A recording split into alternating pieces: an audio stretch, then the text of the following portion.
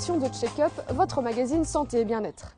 Ce mois-ci, nous parlerons de la grippe avec les médecins et pharmaciens.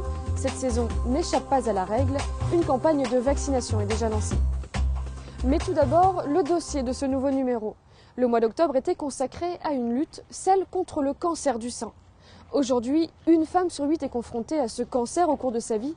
C'est presque 12 000 décès par an en France.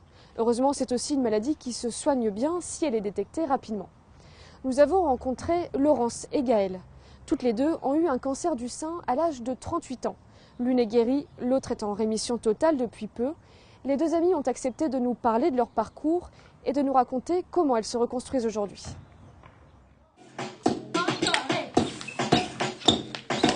Gaëlle et Laurence ont 10 ans d'écart et pourtant un parcours similaire. Un parcours parsemé d'obstacles et pas des moindres. À 38 ans, les deux Versaillaises apprennent qu'elles sont atteintes d'un cancer du sein. À l'époque, elles ont déjà 2 enfants et souhaitent en avoir un 3e. Ici, aux couleurs d'octobre rose, les deux amies se retrouvent toutes les semaines pour un cours de Zumba. L'occasion pour elles de se retrouver, de se vider la tête. Nous retrouvons Gaëlle chez elle. À 39 ans, elle est en rémission totale depuis peu. Autrement dit, sa maladie est sous contrôle. Gaëlle est suivie depuis l'âge de 25 ans car sa mère a eu un cancer du sein, comme elle, à 38 ans. Lorsqu'elle en est décédée, 5 ans après, Gaëlle avait alors 17 ans. C'est sous sa douche un matin l'année dernière qu'elle sent une boule dans son sein gauche. Le verdict est tombé rapidement, il va falloir attendre un peu pour lancer une 3e grossesse. Après un an de traitement lourd contre les tumeurs et une ablation du sein, Gaëlle a aujourd'hui repris le travail à temps partiel, le sport aussi 3-4 fois par semaine. Moi j'avais vraiment cette image-là du tunnel, et je me disais, regarde au bout du tunnel, il fait beau, il fait jour, il y a du soleil, tu vas y arriver. Voilà. La maladie fait peur. Les amis, les connaissances sont parfois très gênés, ils ne savent pas comment réagir. Moi j'ai continué à vivre. J'ai continué à voir mes amis, j'ai continué à voir ma famille et toute l'énergie positive qu'on peut vous transmettre, elle est bonne à prendre. Le cancer ne change pas fondamentalement votre vie, en revanche, il vous change vous. Donc, j'évacue toutes les personnes négatives, je ne veux plus. Je prends beaucoup de recul par rapport à certaines situations. Je suis dans l'instant, il faut savoir être dans l'instant. Donc parfois c'est tout simple, hein, c'est regarder ses enfants jouer, c'est se balader, c'est faire du sport, c'est profiter des plaisirs de la vie. Et ce qui a fondamentalement changé, c'est que je prends du temps pour moi maintenant. Voilà, Astrid, elle saurait vous montrer où est ma boule. Elle était où ma boule? Allez, je sais pas.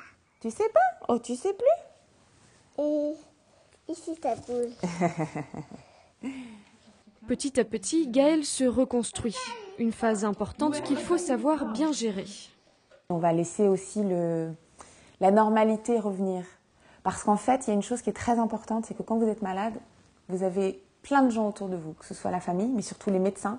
Vous êtes très très entourés, vous avez des rendez-vous réguliers, vous avez des bilans dès que vous avez... déjà, vous avez des bilans du fait de la chimiothérapie. Et tout ça, ça crée quelque part une dynamique. Et quand les traitements s'arrêtent, eh ben, pouf, vous vous retrouvez toute seule. Alors, votre famille reste proche de vous, mais je veux dire, les gens sont rassurés, ils vous savent en rémission. Vous n'avez plus votre rendez-vous avec votre oncologue. Donc là, on angoisse un peu, on a mal à la tête, on se dit « Ah là là, ça y est, qu'est-ce qui m'arrive ?» On est fatigué, on se dit « Bon, est-ce qu'il n'y a pas un signe derrière tout ça ?» Donc il faut reprendre confiance en soi. Et c'est un exercice qui n'est pas évident.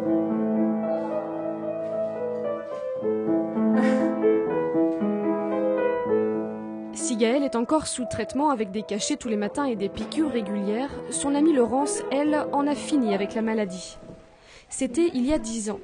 Parce qu'elle a eu des antécédents dans sa famille, son gynécologue lui impose une mammographie lorsque Laurence veut mettre en route son 3e bébé. Résultat, un cancer du sein impalpable.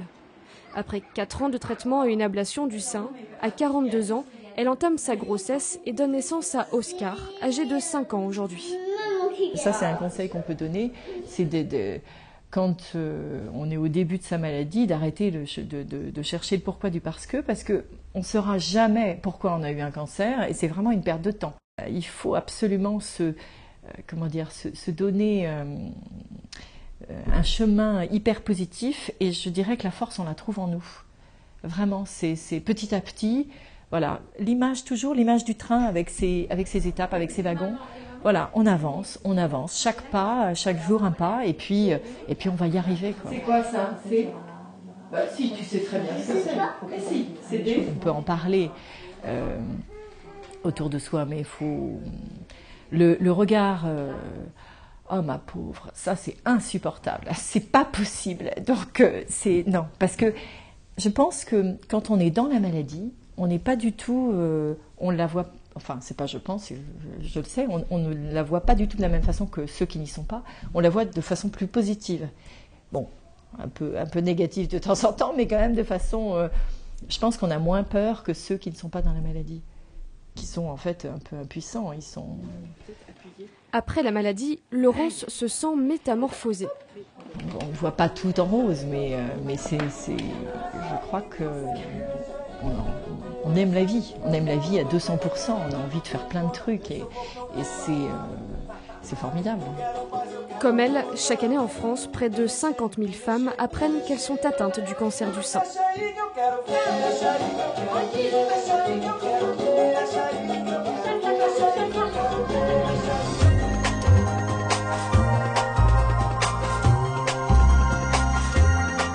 Laurence et Gaëlle avaient des antécédents familiaux, du coup la mammographie est intervenue plus tôt pour elles. Mais c'est surtout entre 50 et 74 ans que les femmes ont le plus de risques. Détecté tôt, le cancer du sein peut être guéri dans 9 cas sur 10. Nous sommes allés à la rencontre de la troupe Réactif Théâtre à Trappes. Les acteurs sensibilisent les femmes justement au dépistage. J'ai reçu une lettre de l'ADMI il y a plus de 6 mois pour aller faire une mammographie. J'arrive pas à y aller tellement j'ai peur du résultat. Je me dis que si on m'annonce que j'ai un cancer, je pourrais pas le supporter. Dans cette histoire, Soraya a perdu sa mère. Elle est décédée d'un cancer du sein. La jeune femme doit se faire dépister régulièrement, mais la peur l'en empêche. Une histoire dans laquelle bon nombre de femmes pourraient se reconnaître. La troupe Réactif Théâtre joue sur des thèmes de société en intégrant le spectateur à la pièce. C'est le principe du Théâtre Forum. Que va faire Soraya? Vous avez vu, on a laissé ouvert. Est-ce qu'elle va continuer à en parler ou pas, à votre avis? Dans le public, Gisèle a une idée. Une tante pourrait venir en aide à cette femme qui a peur du dépistage. Et quelqu'un de la famille pourrait venir en aide. On essaie de coller à la réalité pour que les personnes se sentent directement finalement concernées par ce problème. On n'est pas des professionnels de santé, mais on croit en une chose, c'est que en parler et communiquer peut sauver des vies. Donc en l'occurrence, faire le dépistage de la mammographie, ça peut sauver une vie. C'est toujours dans une quête de prévenir. Si tu veux, je t'accompagne. D'accord? Non, franchement, c'est gentil, mais je peux pas, c'est trop... S'il faut le faire. Le spectacle a remué certains souvenirs. Gisèle a perdu une de ses tantes il y a plusieurs années, décédée d'un cancer du sein en Afrique. Le dépistage est arrivé trop tard. C'est parce qu'elle, c'est à toi? Au début, quand ça a commencé et que la dame avait dit qu'elle avait des douleurs dans ses seins, tout et tout, en fait, ça m'avait fait rappeler ce que j'ai vécu déjà dans le passé. Voilà, ma tante a vécu. J'étais beaucoup triste parce que c'est dans la vie courante. J'ai appris des choses. Je ne savais pas que c'était gratuit. Je ne savais pas du tout. Et puis, avec ça, je pense que je peux aller à l'hôpital et puis demander pour me faire dépister. À l'initiative notamment des 4 centres socioculturels de Trappes et de la Mutualité française Île-de-France, ce spectacle veut amener les femmes à s'impliquer davantage pour le dépistage du cancer du sein. Elles savent trouver les mots, donc mieux que nous, des professionnels de santé, pour convaincre. On voulait donc indirectement leur dire c'est vous qui êtes capables de promouvoir le dépistage auprès des autres femmes. Et donc là, ça a fonctionné, le but est atteint. Aujourd'hui, bien qu'elle soit gratuite et accessible à partir de 50 ans, un peu moins d'une femme sur 2 accepte de passer une mammographie de contrôle. J'ai pris mon courage à deux mains et je suis allée passer une mammo. Résultat, mais rien de grave. Oh, le soulagement, fini les angoisses.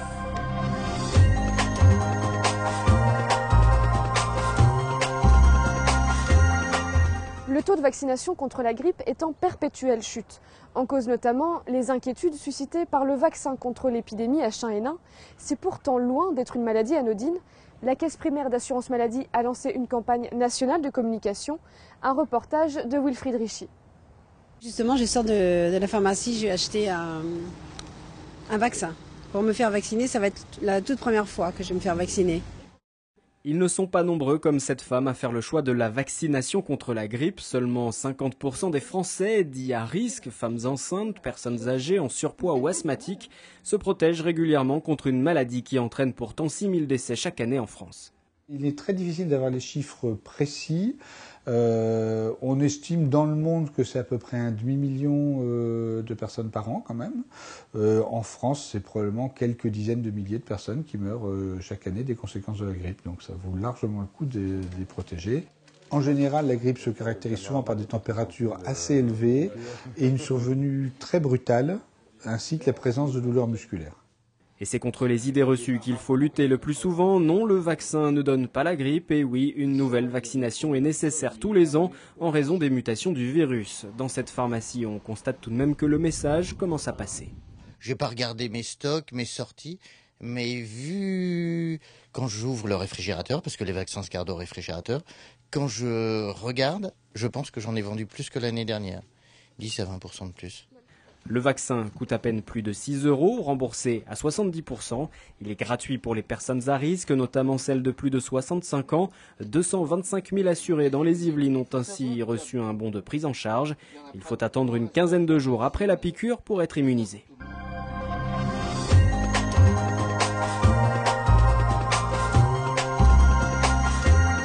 Ce numéro de check-up touche à sa fin. Avant de nous quitter, jetons un coup d'œil sur l'agenda et sur ce qu'il faut retenir.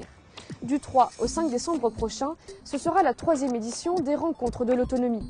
Pour la première fois, des ateliers seront ouverts au public et dès le 18 novembre, des bus d'information vont sillonner l'agglomération. Le week-end des 6 et 7 décembre, ce sera la 27e édition du Téléthon. Un week-end entier consacré au combat contre les maladies rares. Des manifestations seront organisées dans tout le département. Check-up, c'est terminé. Merci de votre attention. Je vous donne rendez-vous dans un mois. D'ici là, portez-vous bien.